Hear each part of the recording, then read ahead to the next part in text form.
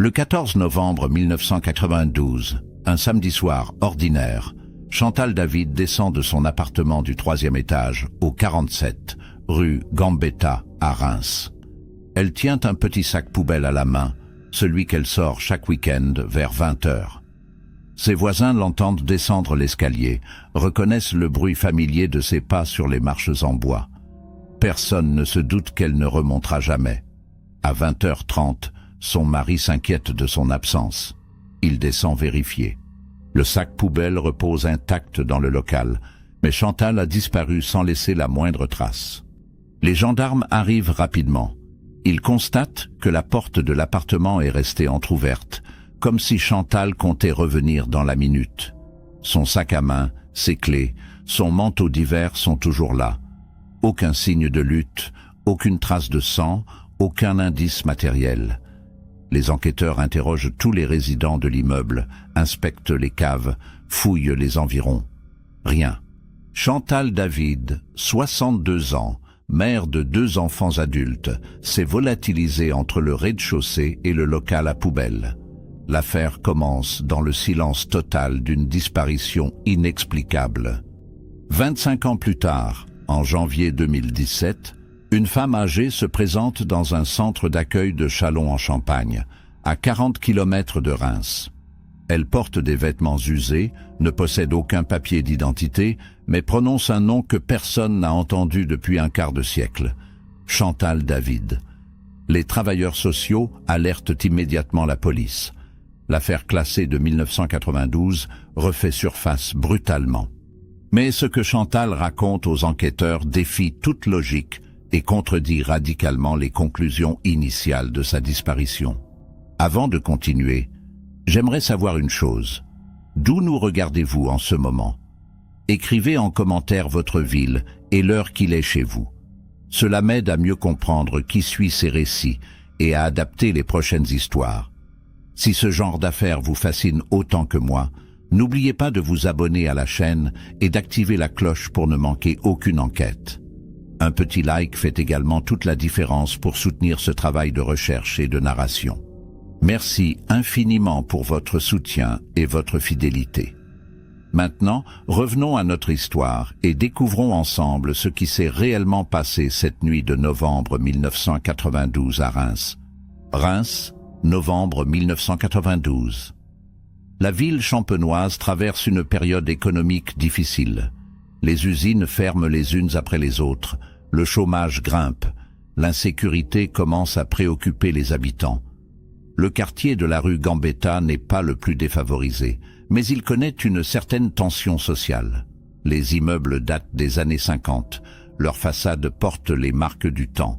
Les commerces de proximité ferment tôt. Le soir venu, les rues se vident rapidement. Dans ce contexte, la disparition d'une habitante en pleine soirée devrait alerter immédiatement. Pourtant, l'enquête qui débute piétine dès les premières heures. Chantal David vit au 3e étage depuis 15 ans. Elle occupe un appartement de 3 pièces avec son mari, Maurice David, retraité de la SNCF. Leurs 2 enfants ont quitté le foyer familial depuis longtemps. Chantal travaille comme aide-soignante dans une maison de retraite privée. Elle est connue pour sa discrétion, sa ponctualité et son tempérament réservé.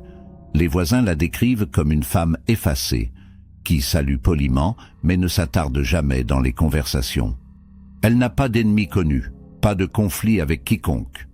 Sa routine est immuable, travail, courses, retour à l'appartement. Le samedi soir, elle descend toujours la poubelle, vers 20h. Le soir du 14 novembre, rien ne distingue cette sortie des autres. Maurice David regarde la télévision dans le salon. Chantal lui annonce qu'elle descend jeter les déchets. Elle prend le petit sac blanc, enfile ses chaussons, sort sans fermer la porte à clé. L'escalier principal de l'immeuble dessert 6 étages. Il est éclairé par des minuteries qui fonctionnent correctement ce soir-là. Plusieurs voisins entendent Chantal descendre. Personne ne perçoit de bruit inhabituel, aucun cri, aucune altercation. À 20h15, le silence revient. À 20h30, Maurice commence à s'inquiéter. Sa femme ne reste jamais absente aussi longtemps. Maurice descend à son tour. Il trouve le sac poubelle intact dans le local prévu à cet effet, au rez-de-chaussée. La porte du local est entr'ouverte, ce qui n'est pas anormal. Il appelle Chantal dans l'escalier, vérifie les étages, sort sur le trottoir. Personne.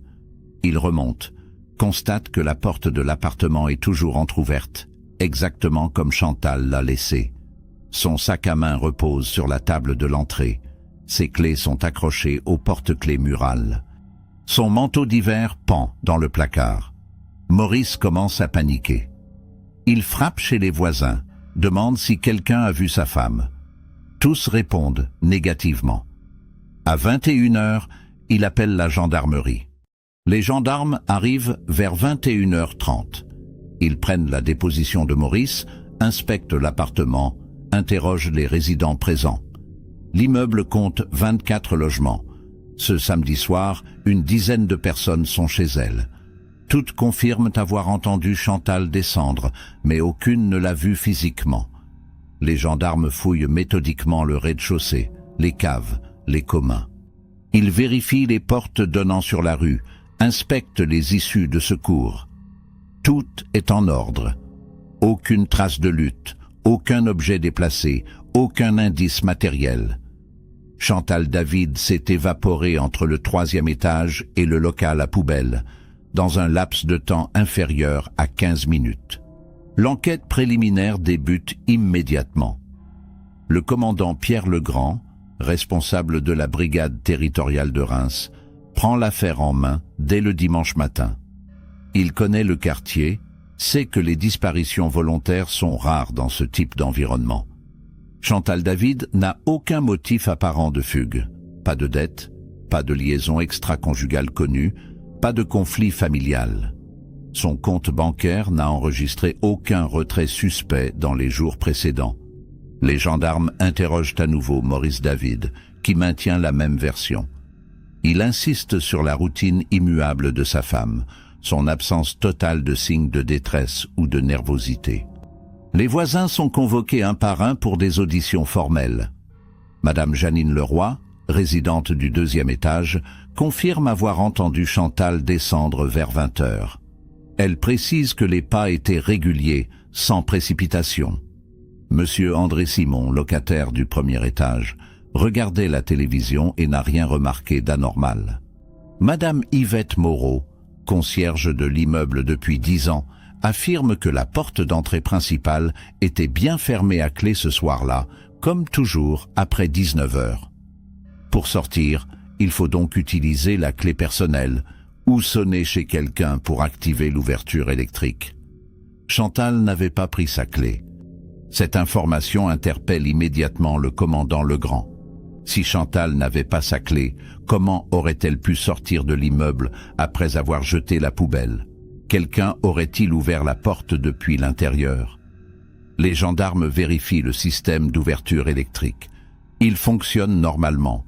Aucun résident ne se souvient avoir actionné l'ouverture ce soir-là. L'hypothèse la plus plausible devient alors la suivante. Chantal n'a jamais quitté l'immeuble. Elle se trouve peut-être encore quelque part à l'intérieur, victime d'un malaise ou d'une chute. Les gendarmes organisent une fouille systématique de toutes les parties communes.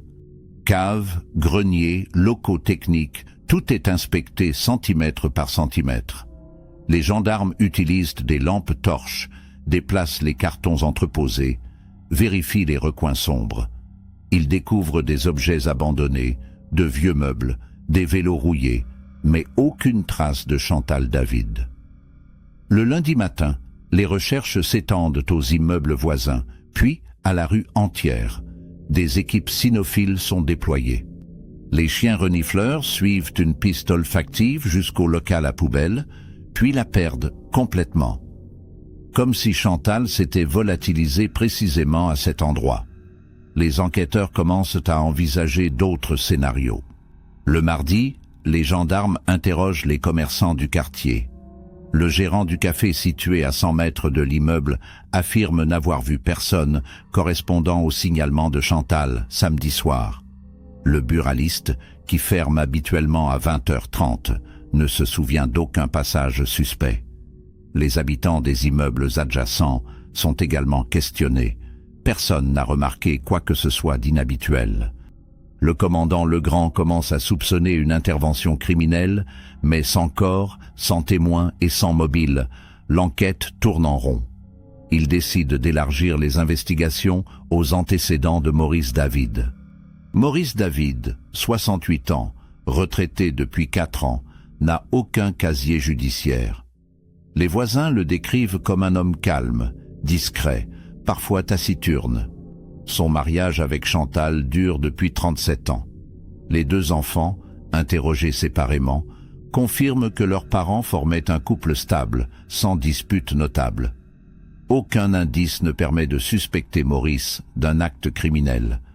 Les gendarmes fouillent néanmoins l'appartement du couple avec son consentement. Ils saisissent des documents, des photographies, des agendas. Rien de compromettant. L'appartement est propre, rangé, exempt de tout signe de violence. L'hypothèse d'un meurtre conjugal s'éloigne progressivement. Le mercredi, une battue générale est organisée dans un rayon de 5 km autour de la rue Gambetta. 150 volontaires, gendarmes et habitants du quartier ratissent les terrains vagues, les friches industrielles, les berges de la Vesle. Les recherches durent toute la journée. Aucun corps n'est découvert. Les plongeurs inspectent plusieurs sections de la rivière. Ils ne remontent que des détritus. Le jeudi, la presse locale commence à relayer l'affaire. Les journaux régionaux publient la photographie de Chantal, lancent un appel à témoins. Plusieurs personnes contactent la gendarmerie, affirmant avoir vu une femme correspondant au signalement dans différents quartiers de Reims. Toutes les pistes sont vérifiées, toutes se révèlent infondées. Les semaines passent sans avancée significative. Le commandant Legrand épluche les relevés téléphoniques des David, examine leurs comptes bancaires, vérifie leurs relations sociales. Tout semble normal. Chantal menait une vie simple, sans secret apparent.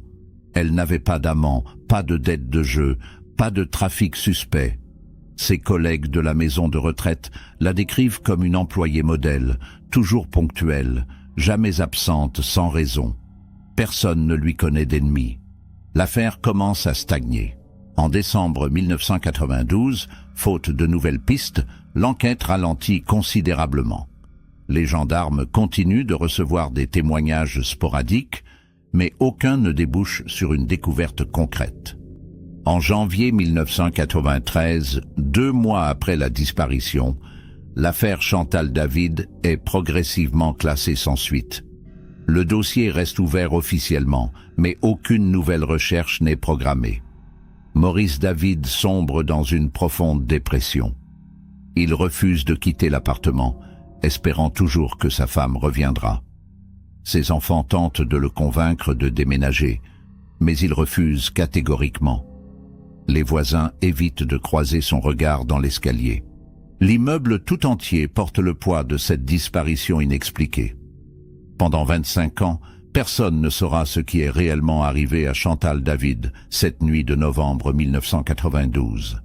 Janvier 2017. Un quart de siècle s'est écoulé depuis la disparition de Chantal David. Maurice est décédé en 2005, emportant avec lui toutes les questions sans réponse. Les 2 enfants de Chantal ont refait leur vie ailleurs, loin de Reims. L'immeuble de la rue Gambetta a changé de propriétaire, de locataire. Presque personne ne se souvient de l'affaire. Pourtant, à 40 km de là, dans un centre d'accueil de Châlons-en-Champagne, une femme âgée vient de prononcer un nom qui va faire ressurgir tout le passé. Elle s'appelle Chantal David. Les travailleurs sociaux du centre, stupéfaits, contactent immédiatement la police nationale. Le capitaine Julien Faure, de la brigade criminelle de Reims, reçoit l'appel en fin de matinée. On lui explique qu'une femme sans papier, âgée d'environ 87 ans, prétend s'appeler Chantal David et affirme avoir vécu à Reims. Le capitaine consulte les archives. L'affaire de 1992 remonte immédiatement. Il se rend à Châlons-en-Champagne accompagné d'un psychologue et d'une assistante sociale. La femme est assise dans une petite salle d'accueil, vêtue de vêtements usés mais propres, fournis par le centre. Son visage est marqué par l'âge, ses cheveux blancs sont coupés courts. Elle semble désorientée, mais lucide. Le capitaine Faure s'assoit en face d'elle et commence l'entretien avec prudence. Il lui demande son nom complet. Elle répond sans hésitation. Chantal Marie David, née Roux le 12 avril 1930 à Épernay. Le capitaine vérifie mentalement. Les informations correspondent parfaitement au dossier de 1992. Il lui demande où elle a vécu. Elle cite la rue Gambetta, le numéro 47, le 3e étage. Nouveau recoupement exact. Le capitaine Faure sent son pouce accélérer. Il lui demande de raconter ce dont elle se souvient. Chantal ferme les yeux, inspire profondément, puis commence à parler d'une voix hésitante. Elle se souvient d'être descendue jeter la poubelle un samedi soir. Elle ne sait plus quelle année exactement, mais elle affirme que c'était en automne. Elle a jeté le sac dans le local, puis elle a voulu remonter. Mais à ce moment-là, quelqu'un l'a appelée depuis le rez-de-chaussée. Un homme qu'elle ne connaissait pas. Il portait une veste sombre, peut-être un blouson en cuir. Il lui a demandé si elle habitait au 3e, s'il pouvait lui parler d'un problème de voisinage. Chantal a hésité, puis a accepté de descendre jusqu'au hall d'entrée. C'est là que tout devient confus dans sa mémoire. Elle se souvient d'avoir ressenti un vertige soudain, comme si on lui avait administré quelque chose. Elle ne se rappelle pas être tombée, mais elle a l'impression d'avoir été transportée. Ensuite, tout est fragmenté.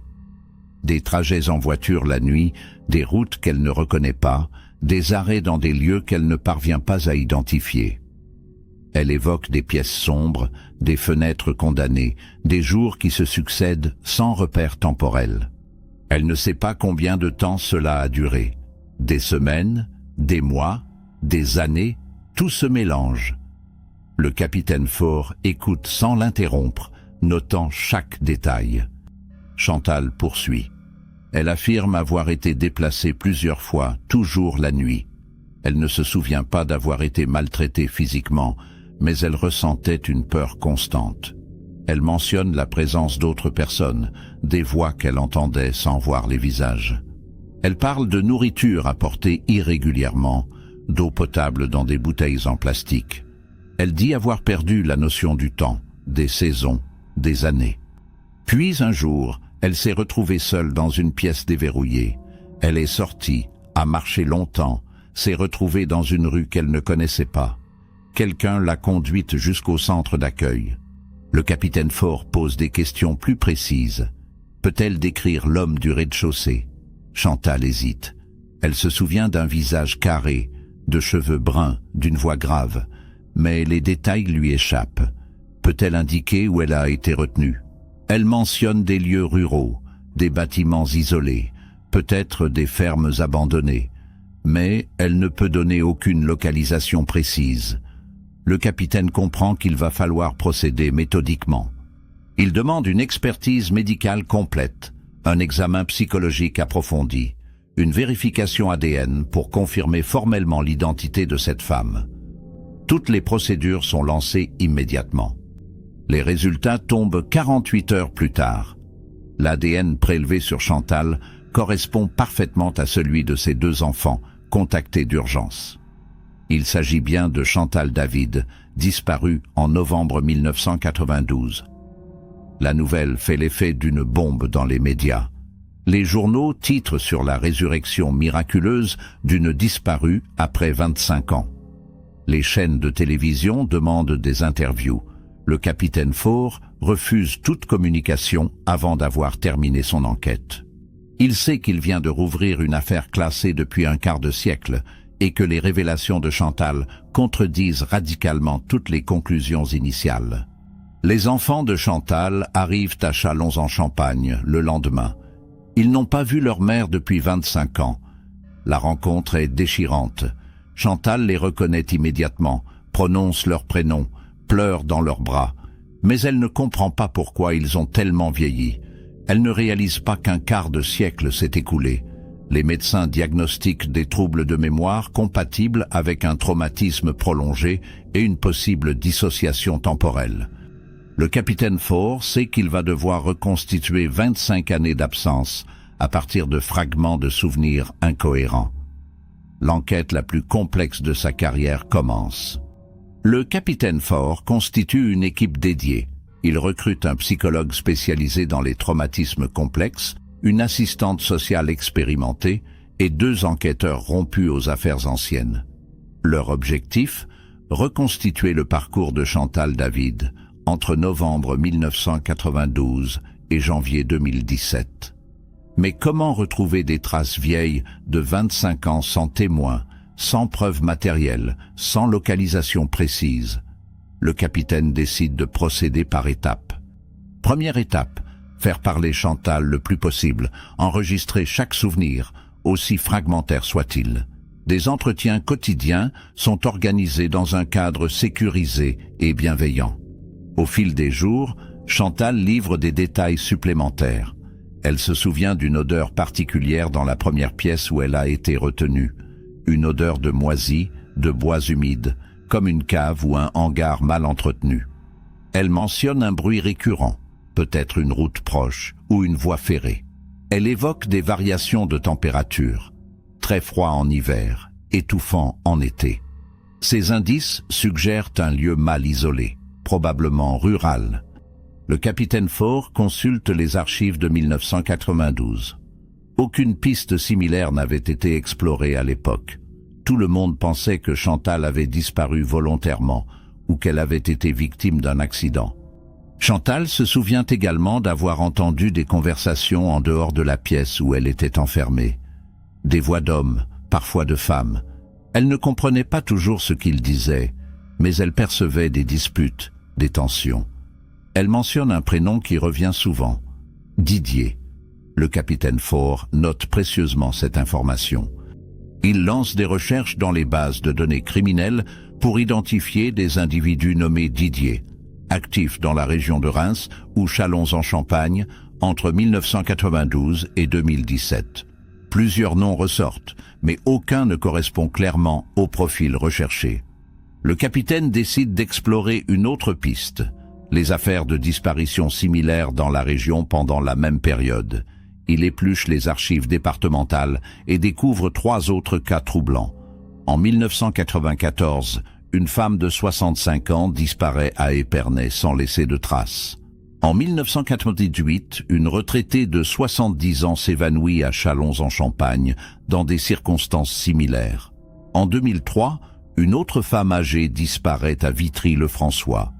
Toutes ces affaires ont été classées sans suite. Aucun corps n'a jamais été retrouvé. Le capitaine Faure commence à suspecter l'existence d'un réseau ou d'un prédateur sériel ciblant spécifiquement les femmes âgées. Il décide de confronter Chantal à cette hypothèse. A-t-elle croisé d'autres femmes durant sa captivité? Chantal réfléchit longuement. Elle finit par évoquer un souvenir flou.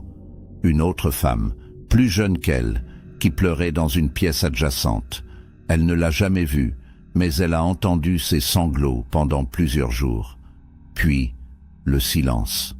Chantal ne sait pas ce qui lui est arrivé. Le capitaine Faure sent son sang se glacer. Si Chantal dit vrai, il existe peut-être d'autres victimes, vivantes ou mortes, dont personne ne connaît l'existence. L'affaire prend une dimension beaucoup plus grave. Le capitaine Faure organise une conférence de presse restreinte. Il appelle à témoin toute personne ayant des informations sur des disparitions de femmes âgées dans la région entre 1990 et 2017. Il demande également aux propriétaires de bâtiments agricoles, de hangars ou de fermes abandonnées de vérifier leurs locaux. Plusieurs appels affluent dans les jours suivants. Certains témoignages sont farfelus, d'autres méritent vérification. Une ancienne résidente de Châlons-en-Champagne affirme avoir vu, au milieu des années 2000, un homme transporter une femme âgée, visiblement désorientée dans une camionnette blanche. Elle n'a jamais signalé ce fait à l'époque. Le capitaine note le signalement. Pendant ce temps, les experts médicaux examinent Chantal en profondeur. Ils constatent des cicatrices anciennes sur ses poignets, compatibles avec des liens serrés. Ils détectent également des carences nutritionnelles chroniques, des séquelles de déshydratation répétées, des signes de négligence prolongée. Tous ces éléments corroborent la thèse d'une séquestration longue. Mais une question demeure. Pourquoi Chantal a-t-elle été libérée après 25 ans? Pourquoi maintenant? Le capitaine Faure interroge Chantal sur ce point. Elle ne sait pas. Elle se souvient seulement d'avoir trouvé une porte ouverte un matin et d'être sortie sans réfléchir. Le capitaine émet une hypothèse. Le ravisseur, ou les ravisseurs, ont peut-être été contraints d'abandonner le lieu de séquestration pour une raison inconnue. Décès, arrestation pour un autre motif, déménagement forcé. Chantal aurait alors été laissée seule, peut-être volontairement pour qu'elle soit retrouvée, ou par simple négligence. Le capitaine lance des recherches croisées, décès suspects dans la région, arrestations récentes, vente de propriétés agricoles.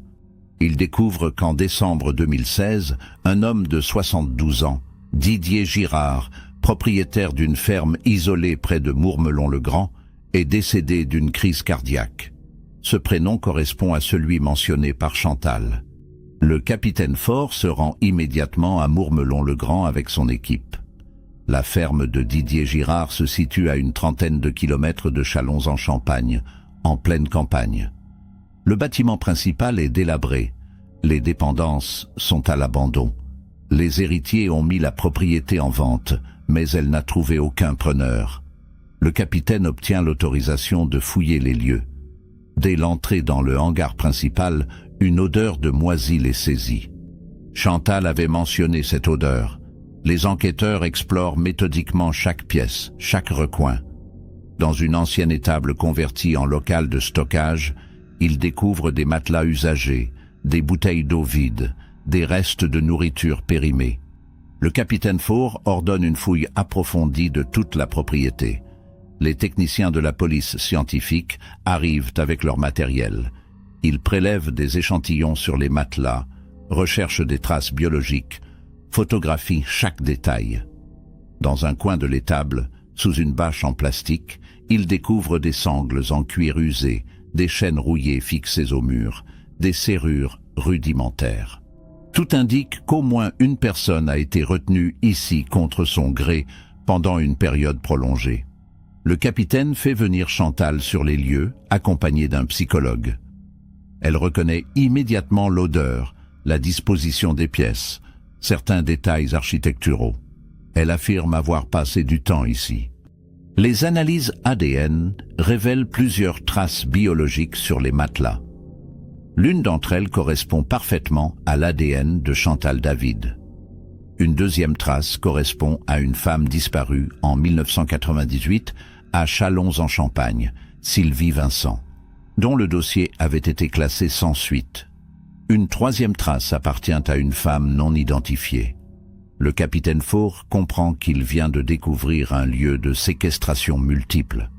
Didier Girard, décédé en décembre 2016, apparaît désormais comme le principal suspect. Mais était-il seul? Chantal avait mentionné plusieurs voix, des disputes, des tensions. Le capitaine décide de fouiller le passé de Didier Girard. Didier Girard, 72 ans au moment de son décès, était un homme discret, célibataire, sans enfant. Il avait hérité de la ferme de ses parents dans les années 80 et y vivait seul depuis.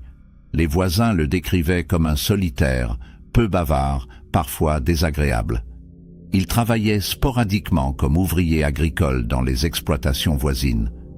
Personne ne lui connaissait de fréquentation particulière. Les relevés bancaires montrent des retraits réguliers en espèces, mais aucune dépense suspecte. Le capitaine interroge les héritiers, deux cousins éloignés qui n'avaient presque aucun contact avec Didier. Ils ignorent tout de sa vie privée. Le capitaine épluche les archives de la gendarmerie locale. En 1995, Didier Girard avait été interrogé dans le cadre d'une enquête de voisinage suite à la disparition d'une femme à Épernay. Il avait fourni un alibi qui n'avait jamais été vérifié en profondeur. En 2003, son nom était à nouveau apparu dans une enquête similaire à Vitry-le-François. Là encore, Il avait été entendu comme témoin, puis relâché sans suite.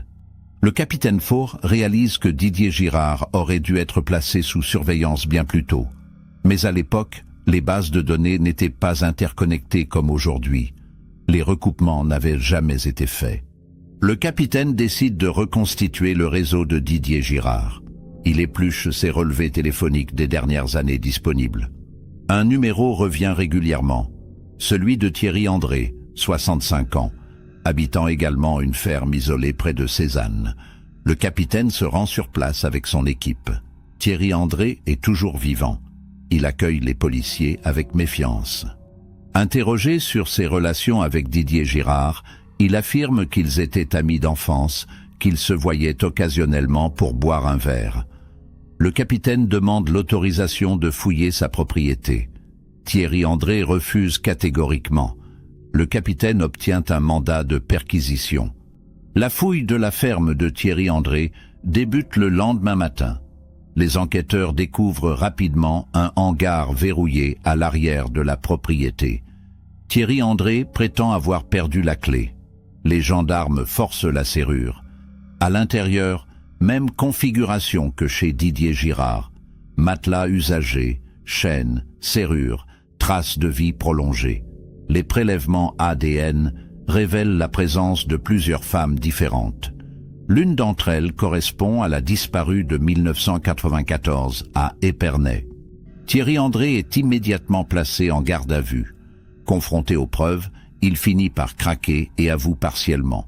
Lui et Didier Girard enlevaient des femmes âgées depuis le début des années 90. Thierry André explique leur mode opératoire. Il repérait des femmes seules, vulnérables, habitant des immeubles ou des quartiers peu surveillés. Didier les abordait sous un prétexte banal, leur administrait un sédatif, puis les transportait dans sa camionnette jusqu'à sa ferme. Là, elles étaient séquestrées pendant des mois, parfois des années. Thierry André prétend qu'il ne les maltraitait pas physiquement, qu'il les nourrissait, qu'il voulait simplement de la compagnie. Le capitaine Faure ne croit pas à cette version édulcorée. Les traces de liens, les cicatrices, les carences nutritionnelles témoignent de conditions de détention déplorables. Thierry André ment pour minimiser sa responsabilité. Le capitaine demande à Thierry André combien de femmes ont été séquestrées au total. Thierry hésite, puis finit par avouer au moins 8, peut-être 10. Il ne se souvient pas de tous les noms. Certaines sont mortes en captivité, de vieillesse ou de maladie. Leurs corps ont été enterrés dans les bois environnants. Le capitaine Faure ordonne des fouilles immédiates. Pendant plusieurs semaines, des équipes cynophiles et des géologues fouillent les terrains autour des deux fermes. Ils découvrent 5 corps enterrés dans des tombes sommaires. Les analyses permettent d'identifier 4 des victimes, les disparus de 1994, 1988, 2003, et une femme portée disparue en 2007, dont l'affaire n'avait jamais été reliée aux autres. Chantal David est convoquée pour identifier Thierry André. Elle le reconnaît immédiatement. C'est lui qu'elle avait entendu disputer avec Didier Girard. Elle se souvient de sa voix, de certaines phrases qu'il prononçait. Thierry André est formellement inculpé pour enlèvement, séquestration, homicide involontaire et complicité d'homicide. Le procès est programmé pour l'année suivante. Le capitaine Faure boucle son enquête avec un sentiment mitigé. Il a résolu une affaire vieille de 25 ans, mais il a découvert un réseau de prédateurs qui a opéré impunément pendant des décennies. Combien d'autres victimes sont encore inconnues? Combien d'autres affaires classées cachent des horreurs similaires? Le procès de Thierry André s'ouvre en novembre 2018 devant la cour d'assises de Reims. L'affaire a suscité une émotion considérable dans toute la région. Les familles des victimes identifiées sont présentes dans la salle. Chantal David, accompagnée de ses 2 enfants, témoigne en premier. Elle raconte son enlèvement, sa séquestration, les 25 années volées. Sa voix tremble, mais elle maintient son récit avec une détermination impressionnante. Elle décrit les conditions de détention, la peur permanente, l'isolement total. Elle évoque les autres femmes qu'elle a entendues sans jamais les voir. Elle affirme que Didier Girard et Thierry André agissaient ensemble, qu'ils se relayaient pour surveiller les captives. Thierry André, assis au banc des accusés, nie toute violence. Il maintient qu'il voulait simplement de la compagnie, que ces femmes étaient seules, abandonnées par leur famille. L'avocat général rétorque que ces femmes avaient des proches, des vies, des projets. Elles ont été arrachées à leur existence par deux prédateurs qui les considéraient comme des objets. Les expertises psychiatriques révèlent que Thierry André souffre de troubles de la personnalité, mais qu'il était parfaitement conscient de ses actes. Il est jugé responsable pénalement. Les familles des victimes décédées témoignent tour à tour. Elles évoquent les années d'angoisse, les recherches infructueuses, le sentiment d'abandon face à une justice qui n'avançait pas. Le procès dure 3 semaines. Les débats sont souvent tendus. L'avocat de la défense tente de minimiser la responsabilité de Thierry André en invoquant l'influence de Didier Girard, décédé et donc absent du box. Mais les preuves sont accablantes. Les traces ADN, les témoignages, les objets retrouvés dans les fermes. Le réquisitoire de l'avocat général est implacable. Il demande la réclusion criminelle à perpétuité, avec une période de sûreté de 22 ans. Il souligne la gravité exceptionnelle des faits, la souffrance infligée aux victimes, l'absence totale de remords sincères. Le jury se retire pour délibérer. La salle retient son souffle. Le verdict tombe après 2 jours de délibération. Thierry André est reconnu coupable de tous les chefs d'accusation. Il est condamné à la réclusion criminelle à perpétuité avec une période de sûreté de 22 ans. Les familles des victimes accueillent la sentence avec des larmes de soulagement. Chantal David serre ses enfants dans ses bras. Elle a obtenu justice, mais rien ne lui rendra les 25 années perdues.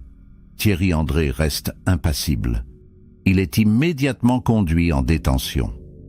Le capitaine Faure, présent dans la salle, ressent une satisfaction professionnelle teintée d'amertume. Il a résolu l'affaire, mais trop tard pour sauver toutes les victimes. Après le procès, Chantal David tente de reconstruire une vie normale. Ses enfants l'accueillent chez eux, à Épernay. Elle bénéficie d'un suivi psychologique intensif pour traiter les traumatismes. Les séquelles sont profondes, troubles du sommeil, crises d'angoisse, difficulté à supporter les espaces clos. Mais elle refuse de se laisser définir uniquement par son calvaire. Elle accepte de témoigner publiquement, espérant que son histoire permettra d'améliorer le traitement des disparitions de personnes âgées. Elle participe à des conférences, rencontre des associations de familles de disparus, apporte son soutien à ceux qui traversent les mêmes épreuves qu'elle a connues. Les enquêteurs continuent de fouiller les terrains autour des fermes de Didier Girard et Thierry André. En 2019, un 6e corps est découvert, enterré dans une zone boisée. Les analyses révèlent qu'il s'agit d'une femme disparue en 1991, avant même l'affaire Chantal David. Cela signifie que Didier Girard et Thierry André opéraient depuis au moins 30 ans. Le capitaine Faure reprend tous les dossiers de disparition non résolus dans la région entre 1985 et 2016. Il identifie 12 cas potentiellement liés. Certains sont explorés, d'autres restent en suspens faute de preuves suffisantes. L'enquête, officiellement close en 2018, reste en réalité ouverte. En 2020, un documentaire télévisé retrace l'affaire Chantal David. Les réalisateurs interrogent les enquêteurs, les familles des victimes, Chantal elle-même. Le documentaire pose des questions dérangeantes. Comment 2 prédateurs ont-ils pu opérer impunément pendant 30 ans? Pourquoi les enquêtes initiales n'ont-elles pas abouti? Pourquoi les affaires de disparition de femmes âgées sont-elles souvent classées trop rapidement? Les autorités judiciaires reconnaissent des défaillances. Des protocoles sont mis en place pour améliorer le traitement des disparitions, notamment celles concernant les personnes vulnérables. L'affaire Chantal David devient un cas d'école dans la formation des enquêteurs. Chantal David décède paisiblement en mai 2022, à l'âge de 92 ans, entourée de ses enfants et petits-enfants. Elle a vécu 5 années de liberté après sa libération. 5 années pendant lesquelles elle a retrouvé une partie de son humanité. Ses proches affirment qu'elle a réussi à pardonner, non pas à ses ravisseurs, mais à elle-même, pour avoir survécu quand d'autres sont mortes. Ses obsèques rassemblent des centaines de personnes, familles des victimes, enquêteurs, travailleurs sociaux, inconnus touchés par son histoire. Le capitaine Faure prononce un discours émouvant. Il salue le courage de Chantal, sa résilience, sa dignité face à l'horreur. Thierry André purge sa peine dans une maison centrale de haute sécurité. Il n'a jamais exprimé de regrets sincères. Les experts psychiatriques qui le suivent notent une absence totale d'empathie envers ses victimes. Il maintient que Didier Girard était le cerveau de l'opération, qu'il n'était qu'un complice passif. Personne ne le croit. En 2023, une dernière victime est identifiée grâce à des analyses ADN avancées. Il s'agit d'une femme disparue en 1989, retrouvée enterrée près de la ferme de Didier Girard. Le bilan final s'établit à 8 victimes décédées, 2 survivantes dont Chantal David. L'affaire reste l'une des plus sombres de l'histoire criminelle de la Champagne. L'affaire Chantal David illustre les failles du système judiciaire face aux disparitions de personnes âgées. Pendant des décennies, ces affaires ont été traitées comme secondaires, classées rapidement faute de moyens ou d'intérêt médiatique. Les familles étaient laissées sans réponse, les enquêtes piétinées, les prédateurs opéraient librement. Aujourd'hui, grâce à l'amélioration des protocoles, à l'interconnexion des bases de données et à la sensibilisation des enquêteurs, de telles situations devraient être plus difficiles à reproduire. Mais combien d'affaires similaires demeurent encore non résolues, enfouies dans les archives, oubliées de tous, sauf des familles qui continuent de chercher? Chantal David a survécu 25 ans de captivité. Elle a traversé l'enfer, perdu un quart de siècle de sa vie, mais elle a retrouvé sa liberté. D'autres n'ont pas eu cette chance. Leurs corps reposent dans des tombes anonymes. Leurs disparitions n'ont jamais été élucidées. L'histoire de Chantal nous rappelle que derrière chaque affaire classée, il y a des vies brisées, des familles détruites, des victimes qui attendent justice. Elle nous rappelle aussi l'importance de ne jamais abandonner, de continuer à chercher, même après des décennies, car la vérité finit toujours par refaire surface, d'une manière ou d'une autre. Si cette affaire vous a marqué, n'hésitez pas à partager cette vidéo pour sensibiliser votre entourage. Chaque partage contribue à maintenir la mémoire des victimes et à rappeler l'importance de la vigilance collective face aux disparitions inexpliquées. Abonnez-vous à la chaîne pour découvrir d'autres enquêtes et mystères non résolus. Activez la cloche pour ne manquer aucune publication. Et surtout, prenez soin de vos proches. Restez attentifs aux personnes vulnérables autour de vous. Parfois, un simple geste d'attention peut éviter le pire. Merci de votre écoute et à très bientôt pour une nouvelle histoire.